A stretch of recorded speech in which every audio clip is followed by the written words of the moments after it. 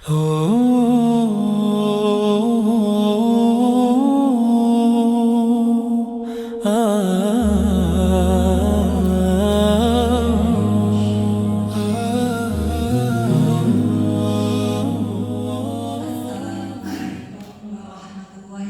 wabarakatuh.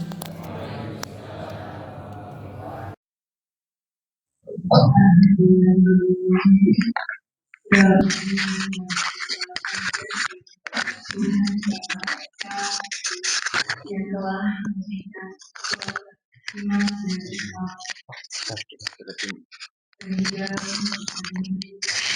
dan juga melahirkan kita generasi yang tercintai dari masyarakat selalu belajar dan belajar demi memperbaiki diri untuk tujuan yang akhirat.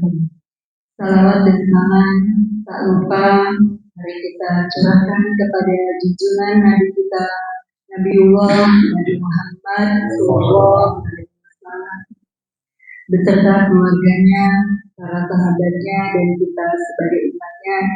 Semoga kita diakui kelak di akhir zaman dan mendapat kesamaan dari Allah. Marilah Bapak Ibu kita simak apa yang akan disampaikan oleh Bapak Ustadz Asrom Zaki LC, di mana tema hari ini adalah tentang hadis. Mari kita belajar untuk menjalankan hadis-hadis tersebut di dalam kehidupan kita. Kita simak, semoga ini bermanfaat bagi kita semua. Kepada yang terhormat Bapak Ustadz Asrom Zaki, dipersilakan.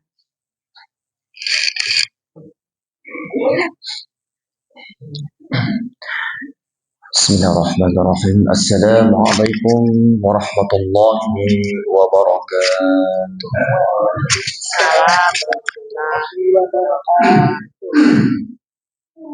Alhamdulillah wassalatu wassalamu ala Rasulillah wa ala alihi wa sahbihi wa mawala. أشهد أن لا إله إلا الله وأشهد أن محمدا عبده ورسوله لا نبي ولا رسول بعده. اللهم صل على محمد وعلى آل محمد ومن تبعهم بإحسان إلى يوم الدين. فيا عباد الله أوصي نفسي وإياكم بتقوى الله فقد فاز المتقون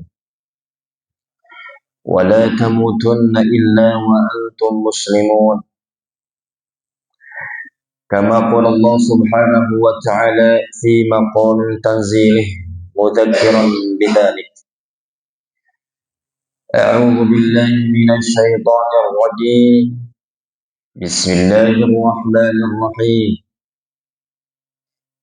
يا أيها الذين آمنوا اتقوا الله حق تقاته ولا تموتن إلا وأنتم مسلمون. الآية. وقال النبي صلى الله عليه وسلم من سلك طريقا يلتمس فيه علما سهل الله له به طريقا إلى الجنة. Hadirin ma'asyiral muslimin jamaah salat subuh Masjid Al-Muhajirin rahimani wa rahimakumullah, yang kami hormati, wabil khusus kepada kesepuhan, juga kepada pengurus Dewan Kemakmuran Masjid Al-Muhajirin, wabil khusus juga kepada ibu bapak hadirin jamaah salat subuh yang insyaallah kesemuanya sehat Pak ya. Semoga Allah Subhanahu wa taala memberikan kesehatan jasmani dan rohani. Amin. Sehat badan dan sehat kantong. Ya. Sehat hatinya. Makanya kita tuh sering diberikan nasihat sama guru, kalau kita berdoa jangan cuma minta sehat, tapi afiah. Itu, sehat afiah. Afiah itu insya Allah sehat, apa yang kita mintakan disertai dengan kebaikan-kebaikan. Maka ma'asyiral muslimin rahimani wa rahimakumullah, tidak terasa sebetulnya kita ini pengajian setiap minggu terus diadakan. Dan alhamdulillah jamaah ini makin banyak. Semoga nanti apalagi mau Ramadan, biasanya hari pertama penuh. Hari terakhir Ramadan ada kemajuan, Ustaz. Kemajuan makin ke depan. Alhamdulillah, semoga di sini mah enggak. Maka alhamdulillah bersyukur kepada Allah Subhanahu wa taala, pagi hari ini Allah izinkan kita semua berada di majlis ini, berada di masjid ini, itu karena Allah cinta sayang kepada kita semua. Ini adalah bagian rahmat Allah Subhanahu wa taala yang diberikan kepada ibu bapak sekalian. Karena kalau bukan karena rahmat Allah, kalau bukan karena kasih sayang Allah, kalau bukan karena izin Allah, tidak mungkin kita ada di tempat ini, di tempat baik ini. Maka bersyukur kita kalau masih hari ini, sampai hari ini masih diberikan keistiqomahan, diberikan keinginan terus untuk kaji, diberikan keinginan terus untuk banyak melakukan kebaikan. Artinya Allah mengizinkan, Allah suka dengan kegiatan ibu bapak sekalian yang baik ini. Jangankan itu, yang sering disampaikan bahwa daun yang jatuh pun dari tangkainya tidak mungkin jatuh kecuali atas izin Allah. Apalagi ibu bapak sekalian duduk di tempat ini, bisa sholat berjamaah subuh, masya Allah. Ini karunia yang Allah anugerahkan kepada kita semua. Semoga hal ini dilakukan sampai kita menghadap Allah Subhanahu wa taala. Amin ya rabbal alamin. Jangan lupa sertakan awal hari itu dengan perbanyak salawat. Biqaulina sallallahu alaihi wasallam, Muhammad sallallahu alaihi wasallam. Alhamdulillah, ibu bapak sekalian, berapa hari lagi Ramadan. Semoga Allah Subhanahu wa taala menyampaikan kita, memberikan kesempatan kita bertemu dengan Ramadan. Amin ya rabbal alamin. Karena bertemu Ramadan itu sesuatu yang sangat luar biasa, nikmat yang luar biasa. Karena banyak mungkin handai tolan kita, saudara-saudara kita, tetangga kita yang jauh maupun yang dekat sudah mendahului kita. Maka kita berharap kepada Allah Subhanahu wa taala, semoga kita bertemu dengan Ramadan. Amin ya rabbal alamin. Ibu sekalian yang dimuliakan Allah Subhanahu wa taala, insyaallah kita melanjutkan hadis yang bab yang ke-22 di dalam kitab Riyadhus Shalihin, tamannya orang-orang saleh, yang dikarang oleh Imam Nawawi. Bab sekarang adalah babu fin nasihati. Babun fin nasihati. Bab tentang nasihat. Nah ini. Penting nasihat itu. Nanti kita akan mengetahui bagaimana pentingnya nasihat. Bagaimana cara memberikan nasihat. Karena nasihat ini adalah bagian dari keberlangsungan hidup. Kita nggak bisa terhindar daripada nasihat. Ada yang menasehati, ada yang dinasehati. Coba kita lihat apa sih makna nasihat Ibu sekalian. Kita lihat kalau dari segi bahasa, nasihat itu artinya ternyata bahasa Indonesia nasihat yaitu turunan dari bahasa Arab. An-nasihah. An-nasihah. Nasaha atau artinya ikhlas. Kalau secara bahasa, jadi makna nasihat itu ikhlas atau nasah. Artinya murni, jernih, tanpa campuran apapun, tanpa embel-embel apapun. Itu secara bahasa. Kalau makna nasihat secara istilah, secara syar'i itu adalah iradatul khair min mansuh lah. Min mansuh lah. Nasihat itu sebenarnya adalah iradatul khair, keinginan sesuatu yang baik dari orang yang dinasihati. Untuk yang dari orang yang menasihati untuk yang dinasihati. Jadi nasihat itu artinya keinginan kita untuk keinginan kebaikan dari kita yang menasihati untuk yang dinasihati. Nah, seperti itu. Kenapa penting nasihat Ibu sekalian? Yang pertama, innan nasihata hakun min huquqil ikhwatil iman.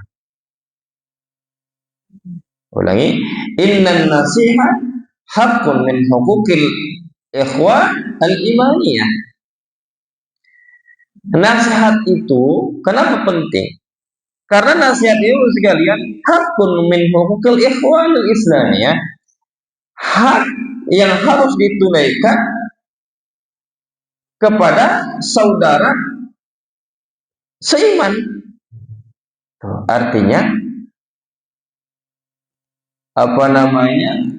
bahwa nasihat itu penting sekali kita lakukan sebagai bentuk persaudaraan seiman. Itu. Sebagaimana firman Allah Subhanahu wa taala dalam surat Al-Hujurat ayat 10, A'udzu billahi minasy syaithanir rajim.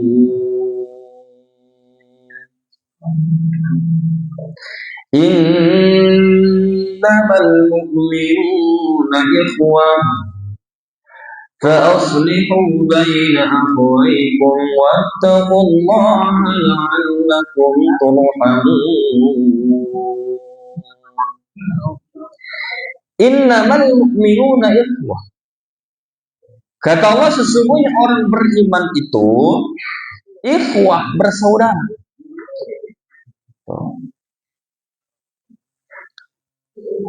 Faslihu baina akhwaikum, maka kemudian aslihu, saling memperbaiki baina akhwaikum, di antara saudara kalian. Apabila ada dua orang yang berselisih, apabila ada orang yang melakukan kesalahan, maka kita harus aslih, perbaiki atau nasihatin.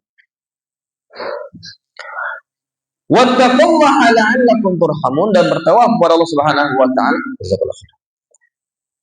La'allakum turhamun, semoga kalian mendapatkan rahmat. Artinya semoga dan pasti insyaallah orang yang saling menasihati itu akan mendapatkan rahmat Allah. Baik, penting nasihat. Karena namanya manusia, kullu bani adam khata'una wa khairu khata'ina tawwabun. Barakallahu fik. Karena anak cucu Adam itu kita nih Semuanya punya salah. Nggak ada yang nggak punya salah. Ya. Kita di sini tidak ada yang terhindar terjauh dari kesalahan. Dan sebaik-baiknya kesalahan adalah dengan taubat. Dengan taubat. Maka karena manusia sifatnya salah, sifatnya khilaf, sifatnya dosa, maka kita perlu nasihat. Perlu nasihat. Bahkan masyaallah muslimin rahimani wa rahimakumullah, sebagaimana Nabi Nuh alaihi salatu wassalam, beliau berdakwah, memberikan nasihat, yaitu sekitar 950 tahun. Nabi, subhanallah.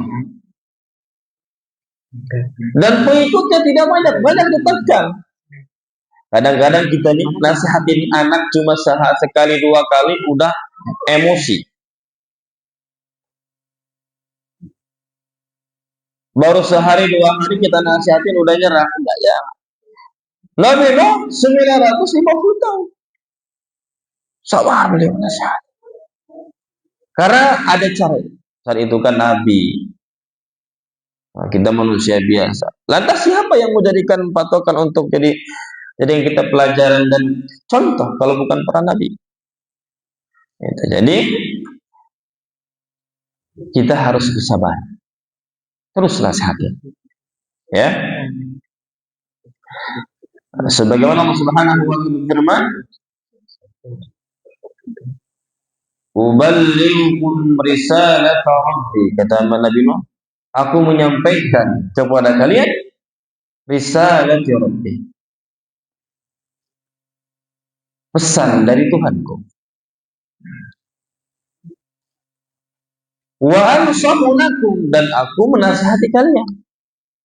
Kata Nabi Nuh, wa a'lamu minallah ma la ta'lamun, dan aku lebih tahu berita dari Allah Subhanahu wa taala daripada kalian. Nah, seperti itu. Maka Nabi Nuh menasihati kaumnya. Juga sebagaimana Nabi Hud alaihissalatu wassalam, beliau berdakwah di kaum Ad. Kaum Ad itu kaum yang durhaka, tapi mereka itu keunggulannya adalah pintar-pintar, sampai bangunannya pun gunung dipahat jadi bangunan indah-indah. Nah, mereka saking merasa pintarnya, ya, mereka sombong. Itu kata Nabi, wa ana lakum nasihun amin, aku adalah memberikan nasihat kepada kalian. Nasihat ini terpercaya dari Allah Subhanahu wa taala. Maka ma'asyiral muslimin rahimani wa rahimakumullah, nasihat itu adalah penting. Kembali ke surah Al-Hujurat tadi, innamal mu'minuna ikhwah, sesungguhnya orang beriman itu ikhwah, bersaudara. Artinya ibadallah, berarti persaudaraan seiman itu lebih utama daripada persaudaraan tanpa iman. Tuh. Karena yang disebut persaudaraan itu langgeng sampai ke surga Allah Subhanahu wa taala. Suami dan istri, pasangan pas akad nikah, masya Allah, aku akan menjagamu sampai akhir hayat kita. Masya Allah. Harusnya sampai surga. Apalagi bapak-bapak di kita nih, laki-laki. Saya pribadi, ini sebut saya pribadi, kita nih punya tanggung jawab untuk membimbing istri kita, membimbing keluarga kita, mengajak kepada kebaikan. Itu. Jangan sungkan untuk menasihati istri kita apabila melenceng. Jadi jangan jadi laki-laki dayus yang tidak punya rasa cemburu kepada mahramnya yang berbuat maksiat. Ibu mau nggak dinasihatin suami ibu? Mau, tuh kenceng. Mau. Bapak gimana Pak? Itu. Tapi suami dinasihatin nggak mau kok. Ini masalah. Nah, nanti ada cara. Jadi laki-laki itu ada, dia punya ego. Saya itu pemimpin, gitu kan? Gak mau saya dinasihat, gak begitu kadang-kadang. Maka turunkan ego, ya. Turunkan ego. Nggak terima. Mungkin caranya aja kita belajar nanti bagaimana cara menasihati suami. Cara dalam waktu betul saja tadi. Ya, cara dalam waktu.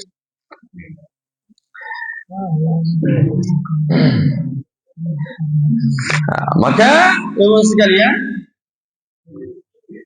memberikan nasihat itu adalah salah satu hak bagian salah satu dari hak mukmin ke mukmin. Sebagaimana sabda Rasulullah SAW, hakul muslim lil muslim sit. Hak muslim bagi seorang muslim adalah hak itu yang pertama, idza laqaitahu fasallim alaihi. Apabila kita bertemu maka ucapan salam. Idza da'aka fajibu. Apabila kita diundang ya datang. Yang kedua. Yang ketiga, wa idza stansahaka fansah lahu. Apabila dia minta untuk dinasihatin, nasihatin. Nah, itu. Jadi hak berarti kan? Itu. Apabila minta dinasihatin, nasihatin.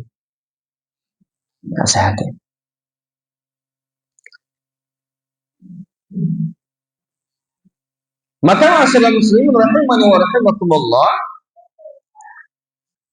Nah, seperti itu. Maka masalah muslimin rahimani wa rahimakumullah, sebagaimana hadis dari Abi Ruqayyah At-Tamim bin Aus Ad-Dari radhiyallahu anhu anna Nabi sallallahu alaihi wasallam qala, Nabi sallallahu alaihi wasallam bersabda, ad-dinun nasiha. Agama itu adalah nasihat. Qulna liman, kata para sahabat, kami mengatakan liman, untuk siapa ya Rasulullah? Qala lillahi wa li kitabihi wa li rasulihi wa li a'immatil muslimina wa ammatihim. Nasihat ini tadi selain artinya adalah kita menginginkan sesuatu yang baik daripada yang dari nasihat kepada yang orang nasihatin, juga jernih, murni. Atau ada yang mengatakan bahwa nasihat itu artinya adanya keserasian hubungan serta memenuhi hak antara kedua belah pihak. Artinya begini,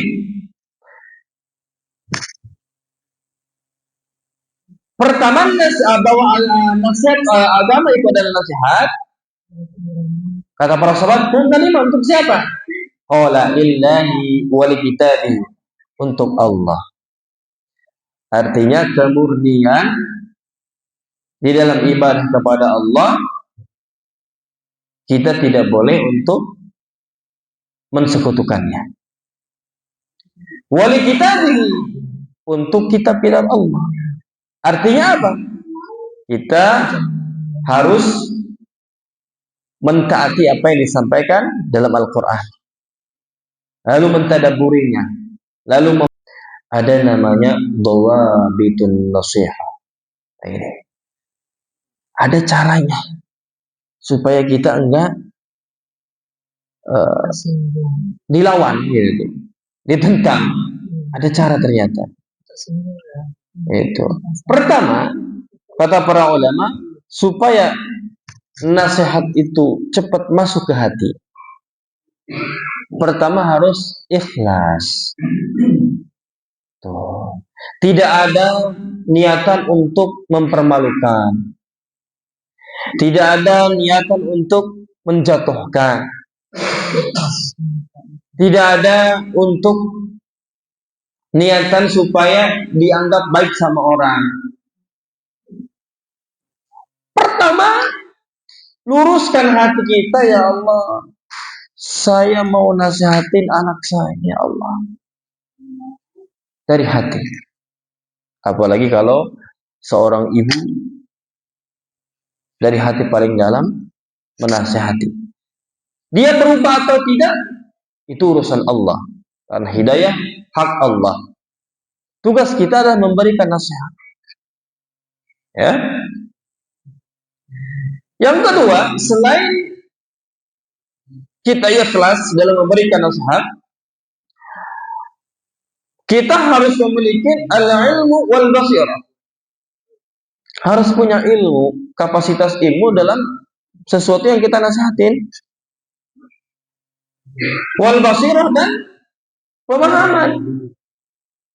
Kita harus paham dengan apa yang kita ucapkan ini. Ya. Harus paham. Yang ketiga lebih penting. Bisa jadi faktor bagaimana dia ngedenger apa enggak dengan nasihat kita nih. Yaitu as-sirru la ala. As-sirru la ala.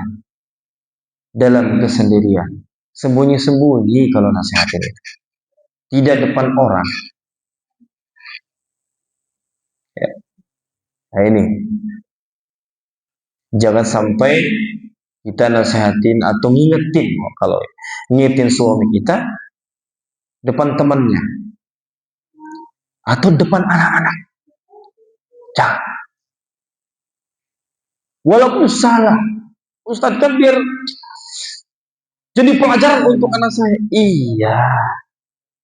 Tapi nanti ada mungkin cari waktu untuk ngasih pelajaran atau ngingetin anak-anak. Tapi di lain waktu. Tapi jangan disebutkan nama bapak. Supaya, maksudnya cara ini. Nah, kamu kalau udah besar jangan begini-begini ya. Karena pernah kejadian ada di suatu tempat.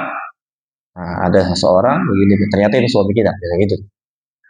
Jangan sampai dijatuhkan, dibawa suami, dibawa bapaknya, dibawa di anaknya. Begitu sama. Jangan kita menasihati depan anak-anak, menasihati istri, misalnya. Apalagi orang lain. Nah, dia salah nih. Ajar aja dikasih tahu depan orang. Makanya kata Imam Syafi'i, man wa'adha akhahu sirran faqad nasah. Barang siapa yang menasihatin, yang ngasih tahu secara sembunyi, faqad nasah. Maka sungguh itu benar-benar nasihat. Wa man wa'adahu alaniyah faqad fadha.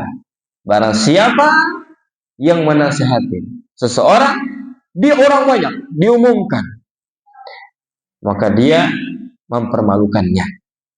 Kata Syafi'i. Maka sekalian penting kita menasihati orang itu dalam kesendirian. Nah, kecuali ini orang melakukan kesalahannya terang-terangan di kampung nih, udah keseringan, bahkan dia udah enjoy aja gitu ngelakuin maksiat di depan umum. Nggak perlu tuh. Terus supaya jadi contoh untuk yang lain. Artinya diingatkan langsung di tempat itu walaupun ada orang. Itu. Tapi sebisa mungkin kita ingatkan secara pribadi. Nah, supaya. Kemudian ar-rafqu wal-lin. Nasihatinnya itu dengan cara yang baik dan lembut. Nah, ini mungkin. Ini bisa jadi sebab nasihat kita gak didengar. Terutama sama anak kita. Maunya nyalahin aja. Nah ini, mungkin ini bapak-bapak merasa diguruin. Jangan begini. Qala Rasulullah Shallallahu Alaihi Wasallam, kata Ustaz Muhammad. Ini ustaz baru ini. Nah, mungkin ada cara yang baik. Bukankah Nabi Musa diperintahkan untuk menasihati Fir'aun qaulan layyin, dengan nasihat yang lembut. Nabi Musa berdakwah ke Fir'aun. Fir'aun itu jahatnya, orang hidup-hidup dikubur, bayi laki-laki dikubur, dan mengatakan ana rabbukum al-a'la, saya Tuhan kalian yang paling tinggi. Dia aku Tuhan, aku Allah, aku Rabb. Itu Fir'aun. Tapi Allah memerintahkan Nabi Musa untuk berdakwah dengan kalimat yang lembut. Nah, apa suami ibu lebih jahat, melebihi Fir'aun? Enggak kan? Nah, maka apakah anak-anak kita seperti Fir'aun? Enggak. Insya Allah enggak. Enggak, insya Allah. Pelan. Panggil. Nah, sejajarkan mata kita. Nah, begini. Suaranya. Tapi kadang-kadang Bu ya, saya juga punya anak nih, ya Allah. Kalau udah diingetin gitu lagi. Gitu. Pengennya teriak aja gitu. Kadang-kadang. Apalagi kalau seharian ibu-ibu di rumah capek, semua dikerjain, emosi jiwa. itu nitip ke suami, dibeli batagor, malah lupa.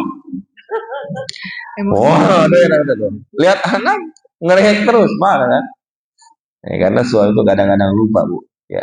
Jadi ibu jangan bikin tebak-tebakan. Ayo lo kan lupa. Ingat. Tadi nitip apa? Jangan, Bu. Jangan dibuat tebak-tebakan pada suami itu. Benar, Bu, Pak ya? Suka nggak, Pak? Di tebak-tebakan gitu, kalau lupa. Sering. Kebanyakan seperti itu. Maka masalah muslimin rahimani wa rahimakumullah. Yang kelima, cara supaya nasihat kita itu didengar, mura'atul waqti wal hal. Memperhatikan waktu dan keadaan. Ya. Kalau lagi banyak orang, jangan dulu. Kalau baru pulang kerja, jangan dulu. Kalau lagi riweuh, waktunya. Mungkin lagi makan berdua, gitu kan? Mungkin sebelum tidur. Nah, baru waktunya yang pas. Mungkin habis sholat tahajud bareng, gitu tuh, lagi tenang. Jadi kita jangan sesekali memberikan nasihat dalam keadaan emosi. Apalagi sampai kita misalkan lagi marah, adu dalil, nggak bakal ini. Nanti beresin, lagi tenang baru nasihat. Waktu dan tempat harus diperhatikan. Yang paling penting adalah al-qudwatul hasan, contoh yang baik. Nah ini, kadang-kadang nasihat terbaik itu dari contoh, bukan hanya ucapan. Udah. Apalagi kalau anak-anak kita ini masih kecil, bapaknya ke masjid. Jangan sampai kita nyuruh ke masjid, tapi kita nggak ke masjid. Nah, sana ke masjid. Wih, jari anaknya, jarponi kok bapak kok ngajar orang ngelakoni. Ngasih tahu tapi ngerjain. Jarponi. Ngajar orang ngelakoni. Jangan sampai. Udah, berangkat ke masjid, sholat.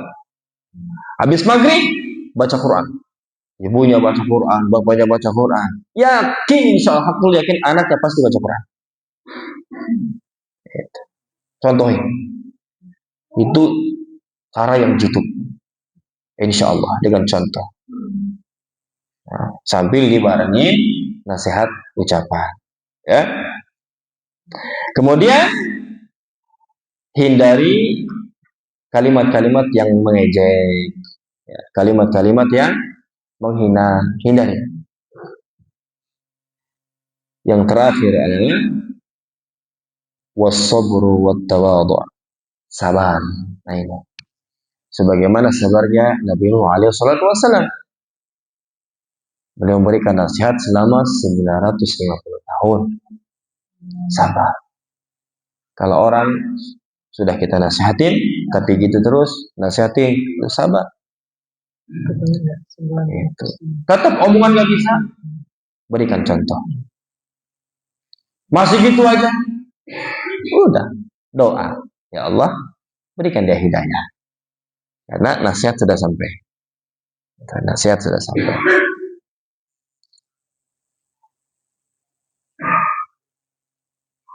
Kemudian ma'asyiral muslimin rahimani wa rahimakumullah,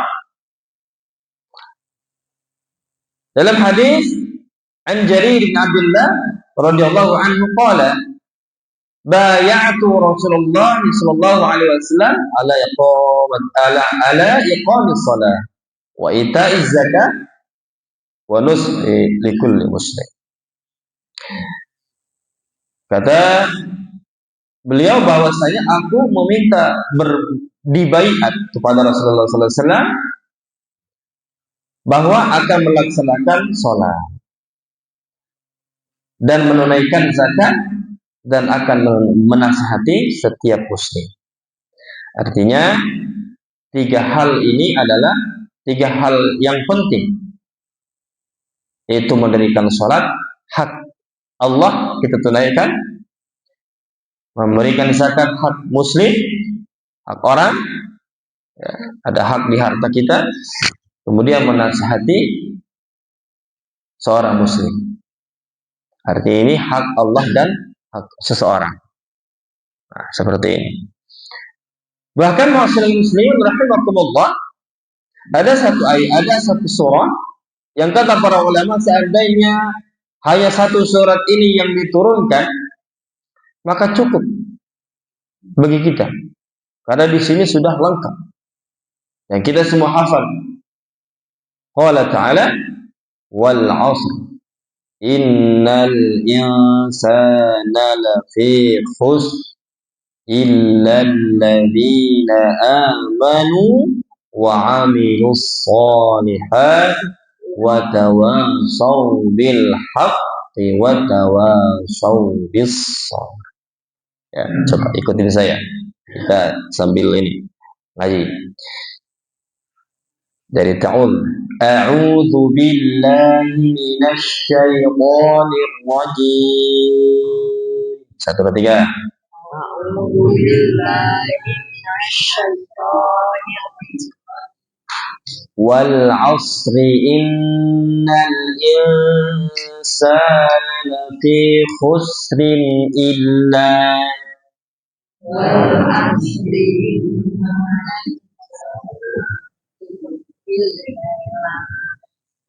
إلا الذين آمنوا وعملوا الصالحات وتواصوا بالحق وتواصوا بالصبر.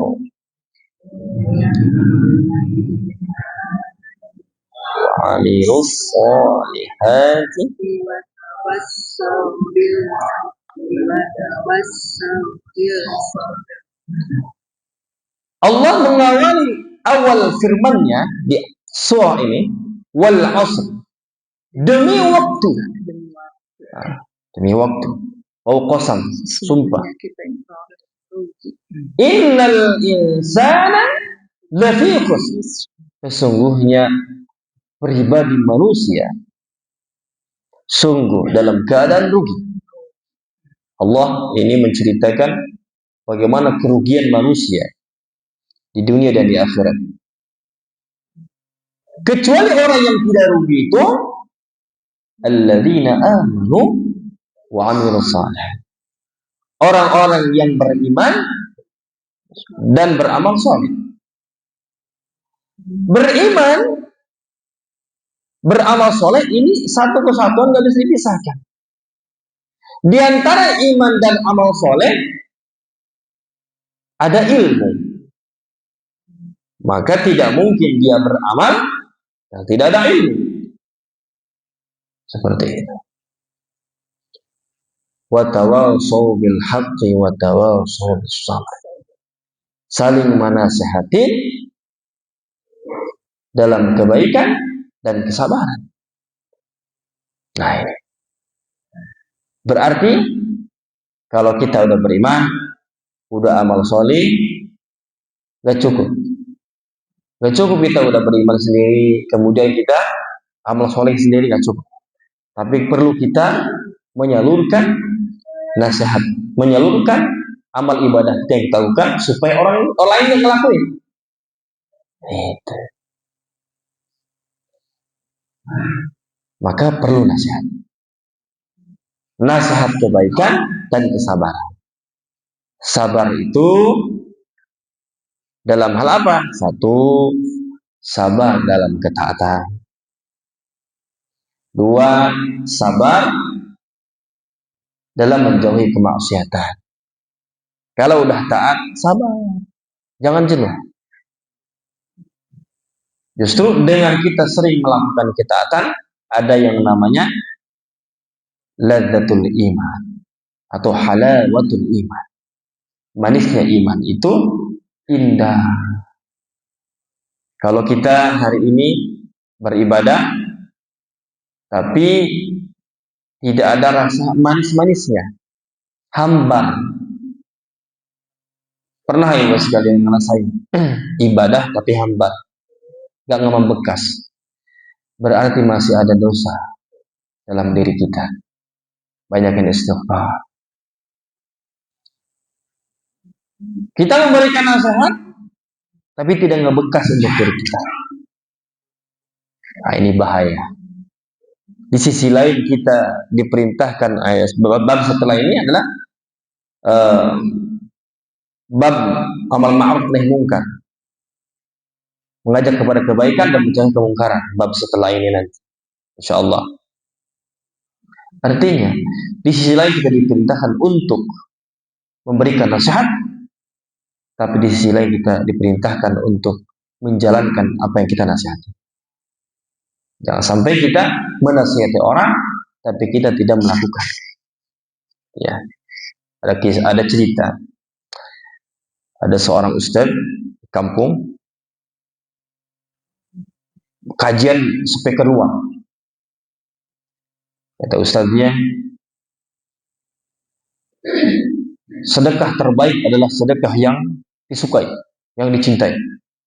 Kedengaran sama anaknya, ternyata beliau ini punya ayam jago pelung. Wah, paling dicintai. Akhirnya kasih semua orang, sama anaknya. Pulang pengajian, mana ayam bapak? Dikasih sama orang. Wah, ini. Akhirnya, kau dikasih? Ya kan, kata. Tadi dengar kata bapak bahwa sedekah yang terbaik adalah sedekah yang dicintai. Nah, maka penting kita. Ya, tapi bapaknya nggak double juga. Apa gitu? Kita nasihatin, tapi kita harus melakukan qudwah tadi, contoh hasanah. Jadi teladan. Kita bapak sekalian jadi teladan untuk istri kita. Jadi teladan untuk anak-anak kita. Suami harus unggul di dalam melakukan ibadah. Insya Allah bapak-bapak dihormati sama istri. Bangun lebih awal. Jangan keseringan istri yang ngebangunin. Bagus, luar biasa, hebat istrinya, luar biasa. Tapi usahakan bangun lebih awal supaya anak dan istri kita yang bangunin. Jangan sampai anak yang ngebangunin ya jam 9. Wah, jam 9. Akhirnya bayangin 2 tahun, 3 tahun seperti itu, anak kita melihat bagaimana bapaknya bangun di siang hari, pasti anaknya mencontoh. Nah, seperti itu. Baik, Bapak sekalian, ya, itu saja yang bisa saya sampaikan. Mohon maaf apabila ada hal yang kurang berkenan. Barakallahu fikum. Wabillahi taufiq hidayah. Assalamualaikum warahmatullahi wabarakatuh. Waalaikumsalam warahmatullahi wabarakatuh. Ya Pak Asmana. Pak Asmana. Udah. Dia mah ada aja.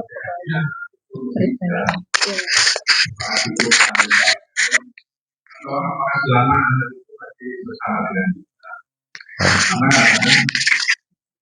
kita nasihati juga kadang-kadang sudah ini saya tolong sih sholatnya tepat waktu ya kan ya udah sholat aja udah untung gitu. Jadi kadang-kadang suka bandingkan tuh. Bapak itu juga terlambat terus gitu. Kemudian ini dalam kadang-kadang kakak berarti kan sudah saya bandingkan kayak kamu lah tuh rajin apa lima waktu gitu. Apakah bandingkan seperti itu seorang ayah atau bapak itu salah gitu. Karena mencontohnya yang terbaik kan. Saya kira itu mungkin. Terima kasih Pak Ustaz. Jazakallahu khairan warahmatullahi wabarakatuh. Kapan batasan anak untuk kita nasihatin? Selama dia hidup.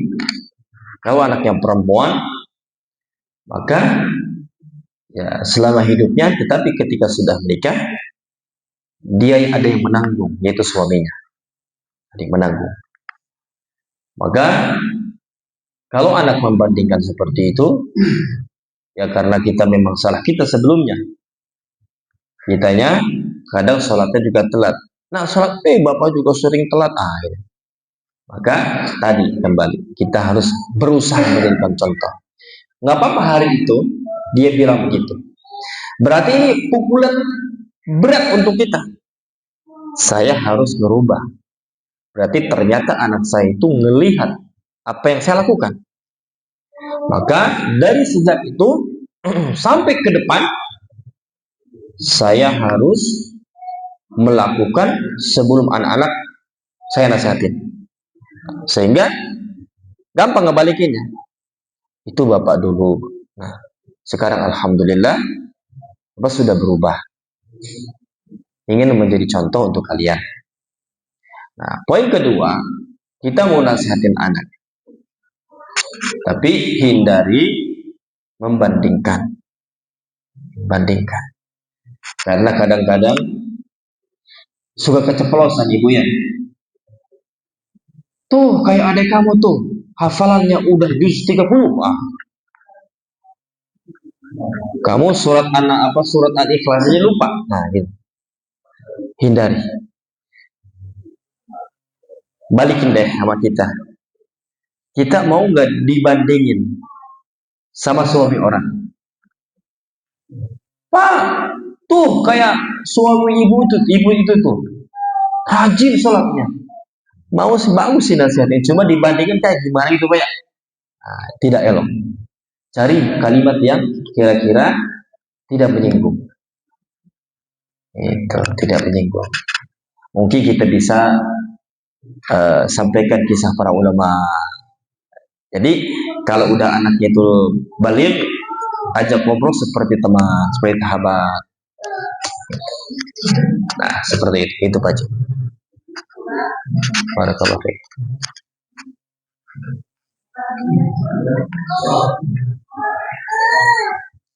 Ya.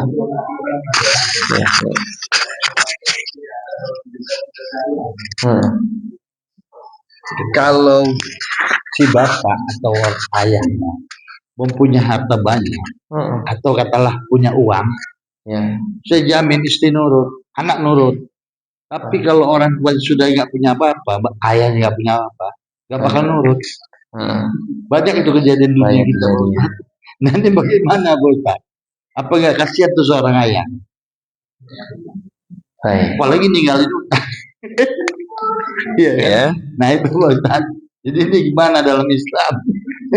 Kita sering nasihatin, ya kan? Ini kejadian dalam kehidupan. Contoh Egy Sujana, baru kasus ini kan. Sama Tuhan aja dia nggak takut. Iya. Betul kan? Baik. Nah ini bagaimana dalam kehidupan kita? Hanya coba Ustaz. Nah, lalu sekalian, jazakallah khair. Memang betul segalanya butuh uang. Nah, tapi uang bukan segalanya. Memang ada beberapa orang dia mau ngelakuin nasihat kita, kalau ada fulus mulus, ya kan? Kalau nggak ada fulus Apalagi bulan muda. ya mudah-mudahan. Artinya begitu sekalian. Jadi kita jangan benturkan memang ada beberapa seperti itu. Kenapa orang itu susah untuk dinasihatin? Karena hatinya sudah keras. Hati keras karena dia jarang istighfar, jarang ibadah. Insya Allah, kalau seandainya nasihat itu bisa masuk karena uang, siapa orang yang paling kaya di dunia ini? Udah jangan jauh-jauh, pemain bola yang namanya Ronaldo. Dia ini kaya miliar triliun uang ya, dan sekarang hidup di Arab, bertemu orang-orang Islam, uangnya banyak. Bisa jadi, saya yakin 100% pasti sudah ada yang menasihati dia supaya masuk Islam. Itu. Tetapi karena hidayah itu milik Allah. Nah, saya bagi sekali lagi, banyak juga orang itu melakukan ibadah atau melakukan nasihat kita itu bukan karena uang, banyak. Kenapa dia tidak mendengar? Karena bisa jadi hatinya susah menerima nasihat, disebabkan karena banyak dosa. Itu. Mungkin uangnya tadi uangnya haram yang diambil, cara mengambilnya salah, gitu kan. Karena setiap dosa itu yang kita lakukan satu titik dosa kita lakukan satu titik ada menghitam di hati kita. Dua dosa kita lakukan 2 titik. Terus ratusan kali dosa dilakukan jadi mengeras sehingga menyebabkan qaswatul qalb. Kerasnya hati susah untuk dinasihati. Nah, maka caranya taubat, nangis. Cirinya gampang, kalau kita lagi sholat taubat, gampang nangis, takut sama Allah, artinya insya Allah dosa-dosanya sudah nggak ada, sudah diambil sama Allah. Itu, wallahu a'lam bishawab. Itu Pak. Memang mungkin ada, nah, itu sebabnya. Wallahu a'lam. Ada lagi, Ibu?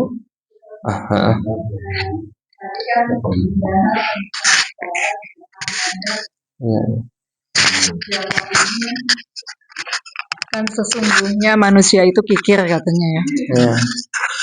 Terutama zakat penghasilan yang saya suka masih mangmang ya, mangmang tuh masih ragu. Karena kita itu ada penghasilan tak terduga nilainya nggak seberapa, misalnya hanya dapat 200.000 gitu ya. Tahu uang itu bonus atau apa. Kalau gaji kan memang kalau PNS mah sudah dipotong ya oleh negara. Nah yang 200.000 ini kan kalau dikeluarkan 2,5% tuh terasa kecil gitu ya. Akhirnya kita tumpuk lupa gitu ya. Terus kayak misalnya ada tunjangan lainnya, ntar aja. Tapi ketika kita ingat, hanya kita hitung gitu ya, secara kalkulasi, itu dibayarkan oleh kita zakatnya itu menjelang Ramadan atau mau menjelang takbiran gitu ya. Nah itu lebih baik yang mana? Apakah keluarkan sewaktu dapat atau karena ada berpikir gini, kalau 200 dari 2,5% itu kan kecil, antarlah ditumpuk biar terasa gitu kan. Nah itu lebih baik yang mana itu Ustaz gitu ya. Sehingga kan kita nggak tahu, siapa tahu besok atau malam nanti kita meninggal ya kan, kita belum zakat gitu. Gimana tuh Ustaz baiknya? Baik Ibu, jadi zakat profesi itu kan seperti halnya zakat pertanian. Jadi fiyaum hasadi, dikeluarkan di hari itu ketika dapat. Tetapi ingat, dikeluarkan dari harta kita itu apabila harta itu atau uang itu sudah di luar dari kebutuhan pokok kita. Kalau cuma 200.000, bayaran anak belum, cicilan rumah belum, kemudian token udah mip, maka penuhi kebutuhan itu pertama. Kedua, bagus boleh. Ada beberapa orang yang belajar zakat. Ada. Saya sehari misalkan dari pasar dapat 300.000. Saya belajar zakat lah. Walaupun masih kekurangan 100 atau 200.000 ini untuk hari ini, saya keluarin aja deh 2,5%. Masukin ke celengan khusus. Nanti mungkin dikasih. Kan kalau dikasih, kalau misalkan 2.500 kan ngasihnya juga nggak enak. Itu kan lagi belajar zakat. Lagi belajar. Mudah-mudahan nanti dari 200.000 itu Allah tambah menjadi 22 juta atau 200 juta gitu kan. Mau belajar zakat seperti itu boleh. Nah, seperti itu boleh. Jadi, tapi ingat, kalau kita misalkan ada tuh sedekah subuh, dikumpulin, sini kan bisa tuh habis sedekah subuh masukin. Ada juga bikin sedekah subuh di rumah, sebelum berangkat masukin. Jangan dihitung, karena pas dihitung, wih dapat 2 juta, eman amat ya. Nah ini, jangan dihitung. Udah, bus masukin plastik hitam, cuk, udah kasih ke mesin, kasih ke yang membutuhkan. Jangan dihitung, kalau dihitung, waduh sayang amat ya Allah, 2 juta segaji sebulan. Ya jangan dihitung. Ya tadi sama. Ya, kalau mau dikumpulin, belajar zakat tadi, dikumpulin boleh, tapi jangan dihitung, jangan lihat. Gitu. Bilang ke suami, wah ini udah dapat buat ini nih, yang dikumpulin buat sedekah subuh nih, alhamdulillah. Itu langsung ya, jangan dihitung. Itu. Nah ada juga Bu yang belajar begini.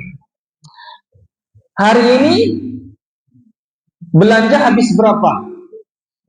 Maka dikurangi 2,5%. Hanya begitu, keluarin. Gitu. Belajar seperti itu, insya Allah. Nanti Allah akan lihat, karena akan menambah peluang membuka keran-keran rezeki, insya Allah. Nah, seperti itu banyak yang melakukan. Allahu a'lam bishawab. Ada lagi? Ya, coba.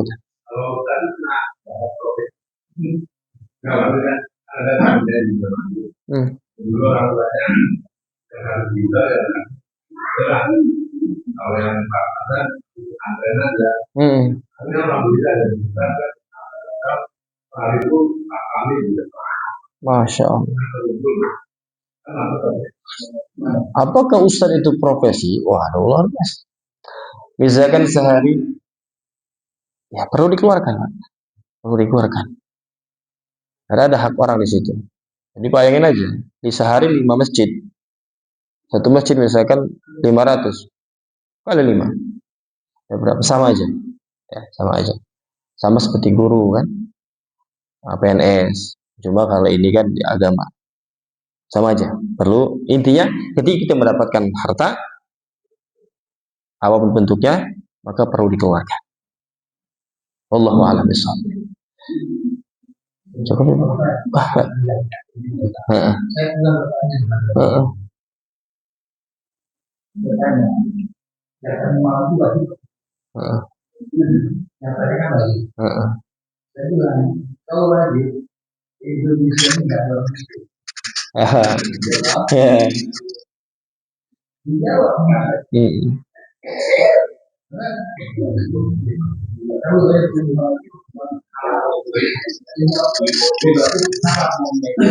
Baik. Kembali lagi hujannya. Dia dapat 100 miliar. Oke. Kalau untuk bayar itu bisa 10 miliar ya. Nah, jadi kadang-kadang itu juga pengen bayar nih. Agak bisa ya.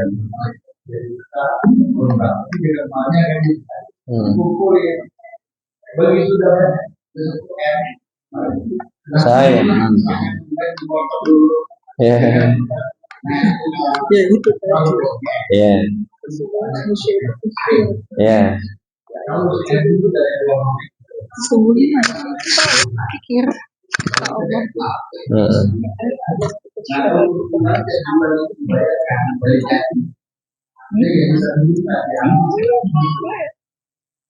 Emannya itu ya.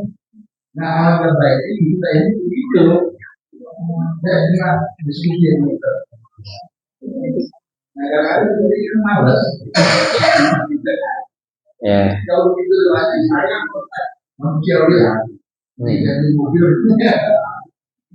Ya. Memang para ahli zakat ini mesti harus segera disalurkan.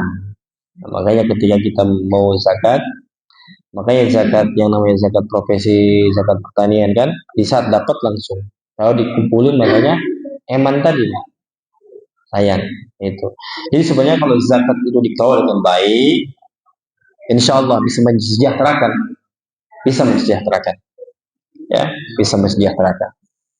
Baik, insya Allah. Ada lagi? Ada lagi yang mau nanya? Yes. Baik. Cukup katanya Pak. Baik, insya Allah cukup sekian. Kami kembalikan kepada MC mungkin ya, untuk penutup doa guru kita Ustaz Hayang. Ibu. Ustaz Yumi mangga untuk doa. Langsung baik. Aku salin oleh. Waduh. Allah.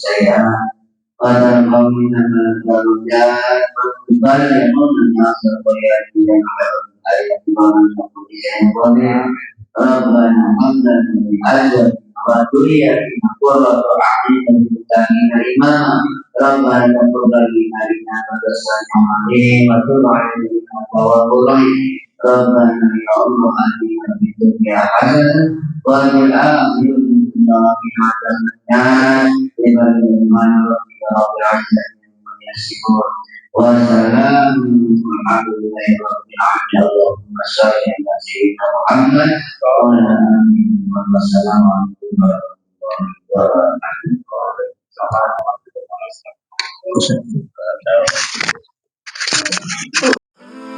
اللهم إني أسألك حبك وحب من يحبك والعمل الذي يبلغني حبك.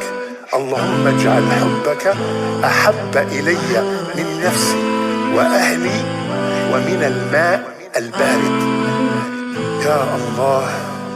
You're the light that shines my heart each and every day.